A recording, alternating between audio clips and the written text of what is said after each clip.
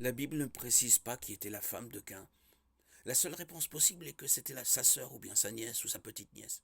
La Bible ne mentionne pas l'âge de Caïn quand il a tué Abel. Genèse 4:8. Puisqu'ils étaient tous deux dans l'agriculture, ils étaient probablement adultes et avaient peut-être même une famille. Adam et Ève avaient sûrement eu d'autres enfants avant la mort d'Abel. Le texte dit clairement qu'ils en ont eu d'autres par la suite. Genèse 5:4. Le fait que Caïn ait eu peur pour sa vie après avoir tué Abel, Genèse 4:14, montre qu'il y avait probablement beaucoup d'autres enfants et peut-être même des petits-enfants d'Adam et Ève sur terre à ce moment-là. La femme de Caïn dans Genèse 4:17 était une fille ou une petite fille d'Adam et Ève. Étant donné qu'Adam et Ève étaient les premiers et les seuls êtres humains, leurs enfants n'ont pas eu d'autre choix que de se marier entre eux.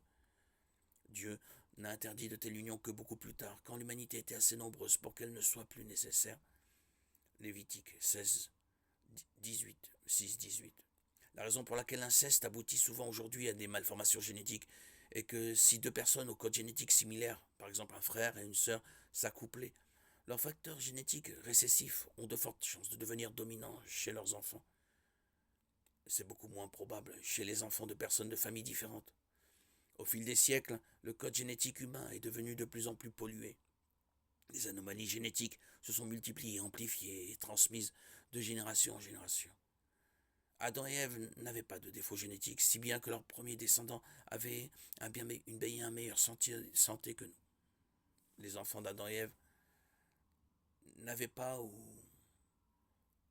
peu d'anomalies génétiques. Par conséquent, ils pouvaient se marier entre eux sans risque.